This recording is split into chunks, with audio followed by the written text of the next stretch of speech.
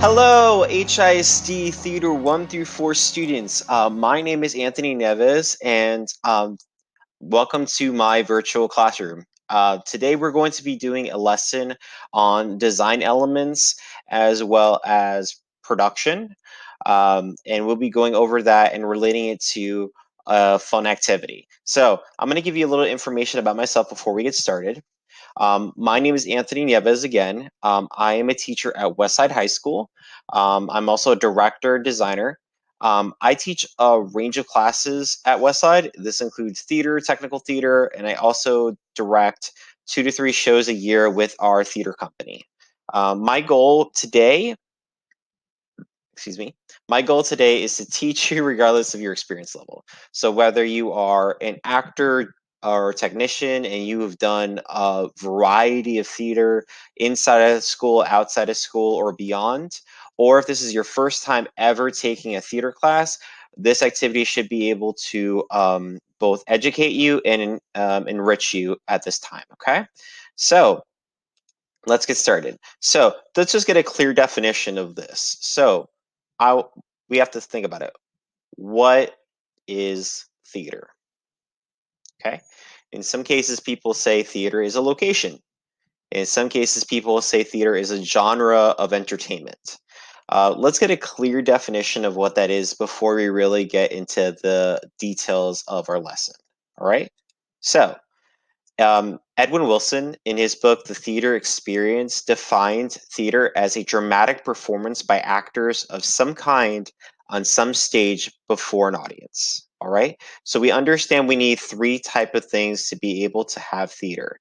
We need a audience. We need someone telling a story, and we also need someone to listen to the story and to perform the story. So someone to perform the story, someone to listen to the story, and then a story to tell, of course. So theater needs story, someone to listen to it, someone to tell it. Now, as we go into the next thought, now that we understand what theater is, what is theater's goal? What is its goal for any medium, really? For theater or movies or TV shows? What's entertainment there for? I like to think theater's goal and entertainment in general, so movies included and TV shows, are to tell a story. They're to entertain, they're to educate, they're to inspire thought. Um, it's to do a variety of different things. But in theater's case, we're going to focus on just storytelling today. All right. So let's break down one more thing as well before we get started. There are two sides of theater. So we have theater in which we're talking about performance, and theater in which we talk about design. We talk technical theater versus just theater performance. So let's kind of verify that. So let's get job titles out. So in performance, we are primarily focusing on acting and directing. Actors work to create a fully developed, realized character. That is their goal by the end of the production. They create it both by analyzing text, so analyzing the script that they were given, and working with a director. Now, the directors, through research, create a concept on the show once they decide on the production they're doing. Um, they guide the actors to, oh, I didn't finish that thought, but basically, they guide the actors to achieve that goal and concept. So by the end of it, they're basically the narrative guide towards the playwright's work. All right. Also, forgot to mention playwright, the person who wrote the story. Also very important to think about in this time. Additionally, design. This is kind of the polar opposite of it. Now, we have an understanding of the story, we have an understanding of that rich text, and that the director is going to be guiding the story's ideas, and the actors are going to be the one telling it. The designers are there to enhance the story and to help the vision come to life. So they're the backstage elements of theater, okay? Designers work collaboratively with the director to create a unified and cohesive production. Okay, um, Think about it. Think of any type of design elements that you might think of theater. Some of y'all know this quite easily, and some of you may take a minute. So we have props, lighting, costumes, sound, marketing. We have stage management. We have front of house, and a variety of other things that are out there. But today we're only going to be really focusing on prop, costume, marketing, and sound design. All right.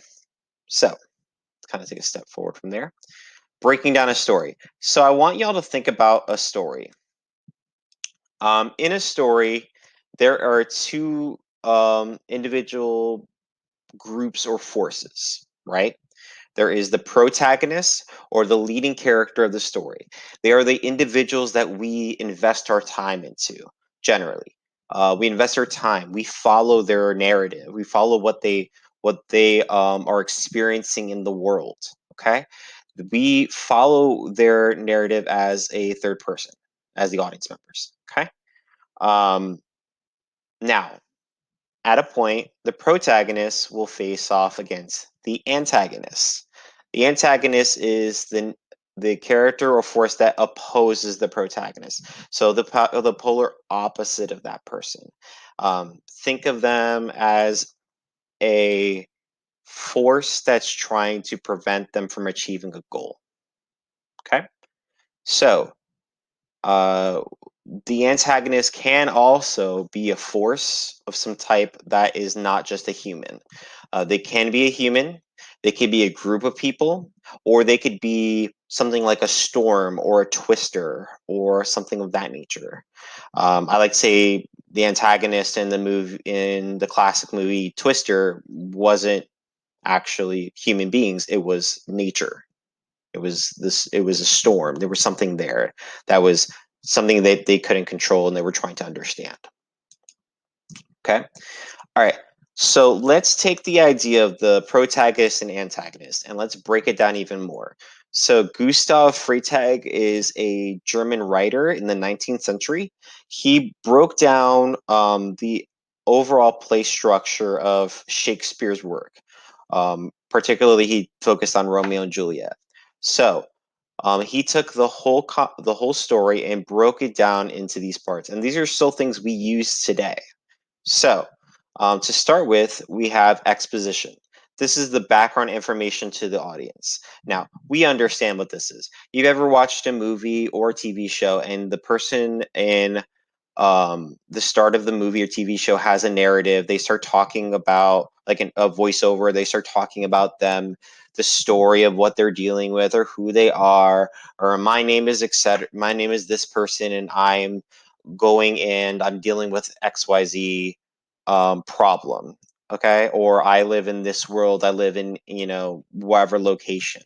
That is called exposition. They're trying to give you an understanding of who they are so that you can begin to immediately buy into the story. Okay, so we have that. Next, we have something called the inciting incident. So we get all this beautiful information from the perspective of the protagonist, and then there's one point that starts a point of conflict. That's called the inciting incident. So something is beginning to form as a problem. I like to use the Lion King, for example. Let's try that as an example. So in the movie The Lion King, when Scar officially decides, I'm going to overthrow the king, Mufasa. That's an inciting incident. Something is inspiring him to overcome the obstacle of his brother and to become king. Okay. Then there's the moment of rising action. So, what are the steps that Scar took to gain that crown, to gain the crown? The lied to Simba. He told him to go to the I believe it was the graveyard or the boneyard. Disney fanatics got to help me out with that. Apparently, my Disney Plus subscription it was up. But yes, he told him to do various things, and that happened. That led to something called rising action. So it's the moment in which the different events are occurring to gain to the highest point. Now, rising action, again, Lion King, we'll use that as an example. Everything occurs throughout that, and then Simba goes away and then comes back and tries to reclaim the kingdom again. So the bigger point of that would say that the highest point of conflict is when the rightful heir to the throne comes back and tries to overthrow the uh, crazed leader of the group. So they face off, and then we have, after Simba has overcome, we have something called falling action. So Simba has overcome, Scar has overcome his past, and now we begin to see the circle reforming again. We start to see Simba gain his uh, right to the throne, becoming the king, and then what it's called, the conclusion or denouement, is when he has a daughter, and then the circle is reformed again. Okay, so this play structure, also, just to give you a heads up, Hamlet, that's the same structure to Hamlet, just as a little tidbit for you. That same structure, again, is used time and time again throughout a variety of mediums, including TV shows, movies, and etc. and plays. But it gives you an idea of what the play structure is. Now, some of y'all probably already know this and are like, I knew this. I went over this in English class. Just a good review as well, so make sure we're all on the same page.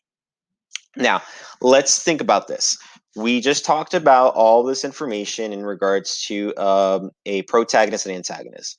We're going to take the idea of protagonist and antagonist, and we're going to form it into heroes and villains. So we're going to form it into a hero or heroine versus a villain of some type. Okay? So I want you to take a minute. I want you to grab a piece of paper. Any type of paper will do, and a pen. Okay? With that piece of paper and pen, I want you to take a moment and write down 10 different superpowers of any type or kind. So 10 different superpowers that you could think of. It could be from a TV show, movies, cartoons, comics, anything you could possibly think of. Take a moment, pause the video, write all of them down, and we'll go from there, okay? Now, welcome back. Okay, so now that you've come back, I'm going to show you what I created. All right, so these are the list of super powers that I created with it. So we have teleportation, we have superhuman strength, we have flight, shooting some type of laser beam, maybe through the eyes of some type or through your hands, controlling the weather, deafening screams of some type of super jump, sharp claws, healing factor, maybe some type of psychic of some type, telekinesis, the ability to levitate objects with just the mind. These are just superpowers, things that would enhance the protagonist or the hero to be superhuman, right?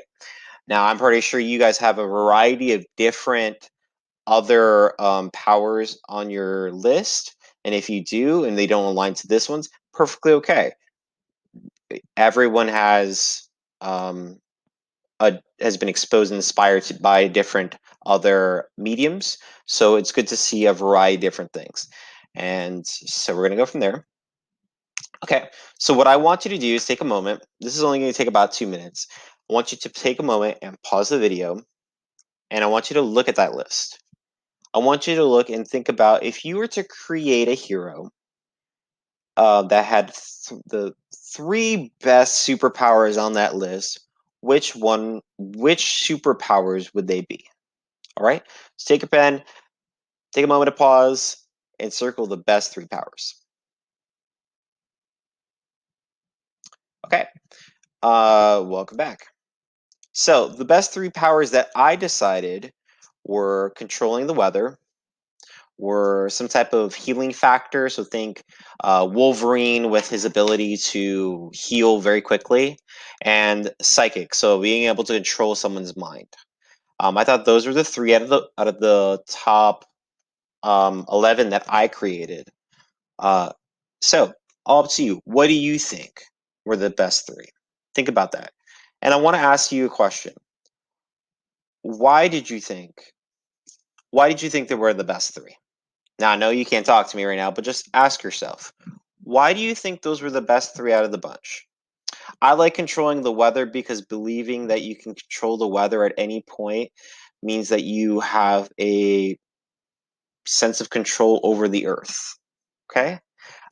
Healing factor means you, to an extent, you have immortality. You have the ability to recover very quickly from something that's happening. Psychic, to have the ability to read someone's mind shows a lot of power because you could use that in a variety of different ways for both good and evil. So again, think about those type of things. Why did you pick those out of everything that you could have picked? All right. So using the information we just reviewed today, we're going to be working on an activity. All right. It's going to kind of take the idea of protagonist, antagonist, and forming a story and taking that same concept and creating that individual hero um, into a real life production. All right. So the next in this lesson, you're going to create your own fully developed superhero. The superhero will have a fully developed origin story along with that, you will also have two other design choices created for your superhero story. So, what are those two other things? I'll get right to it in just a minute. But let's start off with the origin story. These are some things I want you to think about when you're creating your origin story. All right. So, first thing is, where did that person come from? What did they do before they became a hero? How did they become a hero? So think about this. Who is the person before they became a hero? You know, think about Peter Parker before he became a hero. He was a very nerdy um style teenager that was in love with Mary Jane but didn't talk about it. He loved taking pictures and photography, and that just happened to happen to him. The events that occurred. Okay, what are their powers? So, what are three superpowers that you think will work with this hero? Okay, so think about that. Who is this person? Okay, now that they are a superhero, what is their identity? Okay, what do they do for a living? The Think of this as the Clark Kents to the Superman, the Bruce Wayne to the Batman, the Peter Parker to the Spider-Man. Okay, they're a completely separate person. Something that would make other people not think that they're the same person. Okay, we know what secret identities are, but think of it as a completely different person from them. Okay, and do they do the same thing for a living than what was happening before? In some cases, some of them do, some of them don't. Um, for example, Bruce Wayne. He created this big industry. Did he create the industry before he became Batman, or not necessarily? So, just some things to think about. All right, who is their nemesis and what is their evil plan?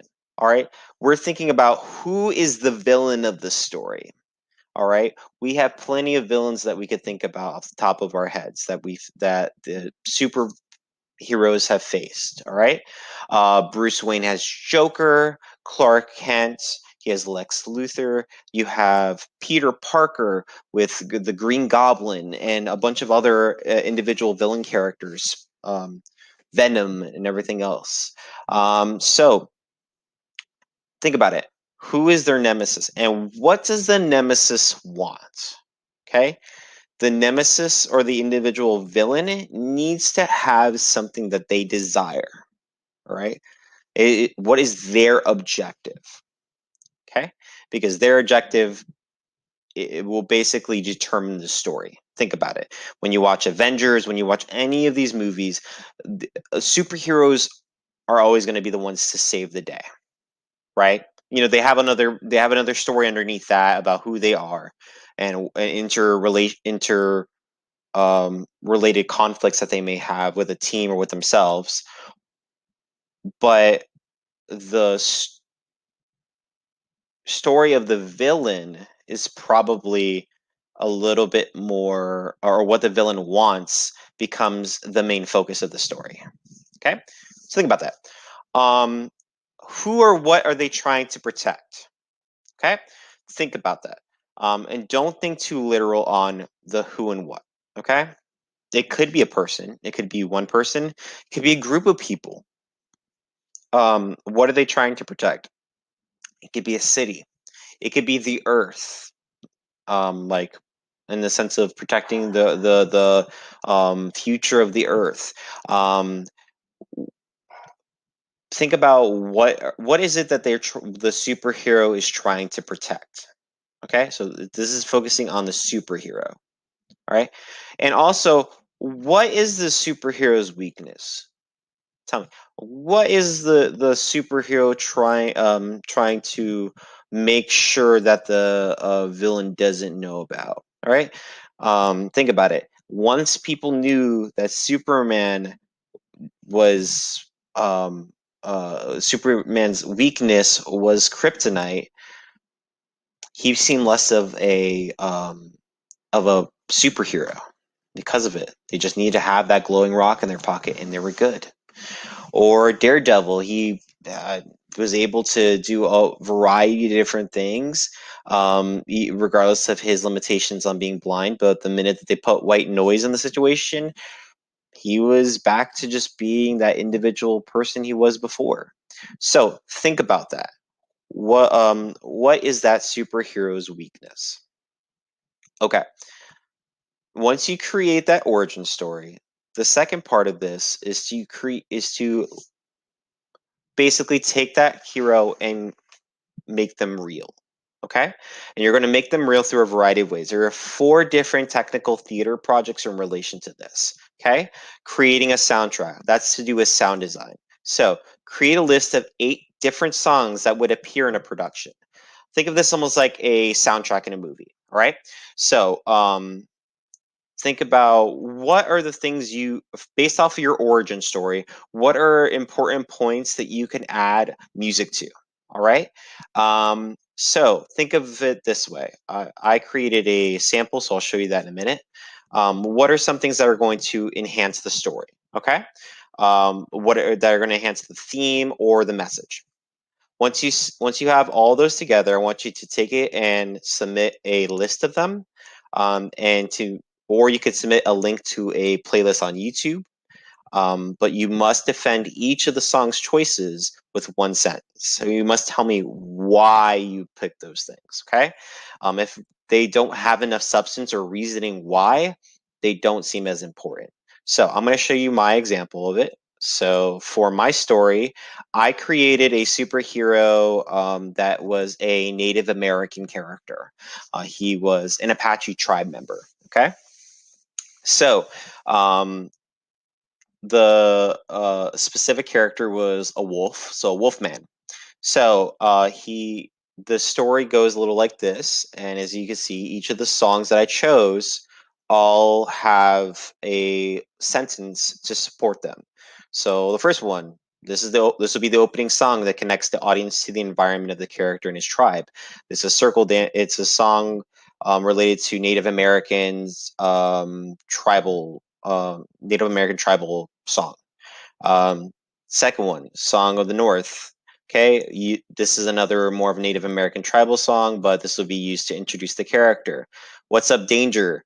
You're starting to see a moment in which the inciting incident happens. Again, that moment that starts the conflict.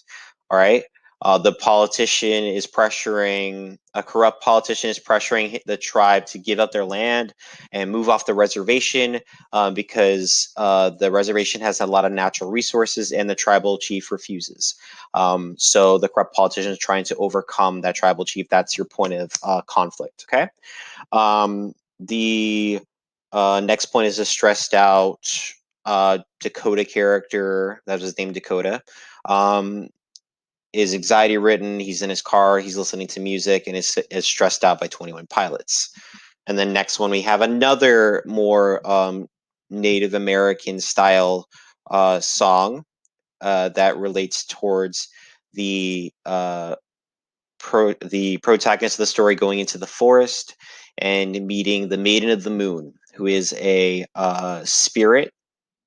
The spirit touches his forehead, and tells him when he wakes up, he will have the power to protect the innocent and the earth. And then all of a sudden, he will become a servant of nature and a protector of the tribe.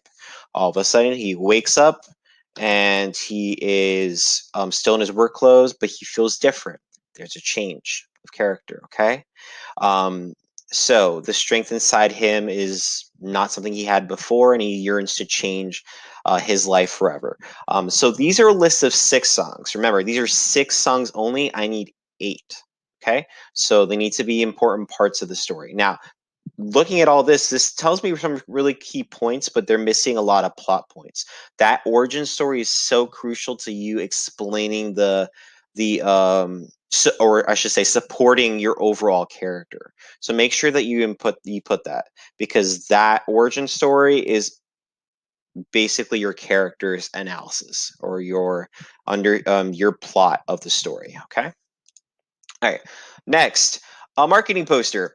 I created a marketing poster for my production, as if it were a movie or as if it were a stage production. So these are the certain things that I am expecting. You could use, again, Adobe or Spark to create it, or you can simply create it using a drawn image, and that's perfectly fine as well. I'm going to go back real quick just to make sure I didn't miss any details. So give me one quick minute. Yeah, so create a marketing poster for the production of this brand new superhero. Include the name of this hero, some notable quotes. So notable quotes from either the movie or the reviewers. Star rating. So from 1 to 5, how good of a star rating was it given? Hopefully it's 5 out of 5. And who is the actor playing them? Okay. So let's look back on my image real quick. So if you look at it, you have the actor Forrest Goodluck. He was in The Revenant. The story, when it was supposed to come out, the uh, specific hero, the time in which it's supposed to release, the quotes, and it was nomination. Okay, so think about that as we go along. Okay, so let me go back before I show you this exactly. Hold that thought. Excuse me. Okay, cool. So going back to this, the next part of this is to create a inspiration board. This is a rendering of some type. I'm sorry, create an inspiration board. So what is an inspiration board? So in costume design, an inspiration board is a set of pictures put together on a page to show what's going to inspire that costume. So create a 10 image inspiration board for your superhero. So it's 10 images together that are going to tell me who the superhero is when it comes to costumes. Not necessarily who the actor you're starting to choose, but what is the person wearing, okay? So what would they wear as both the secret identity and as a superhero?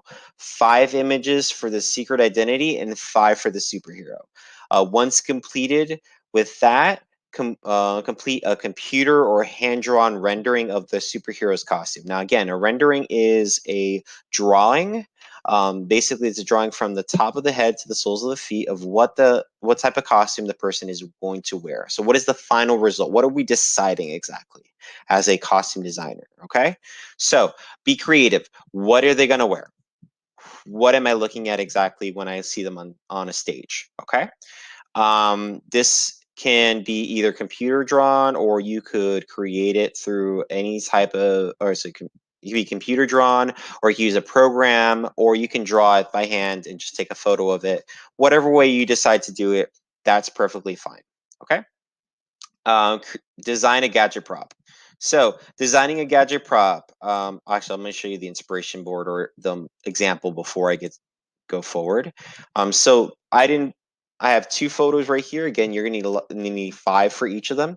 but it tells you on both sides exactly what you can kind of start seeing exactly what I'm looking for.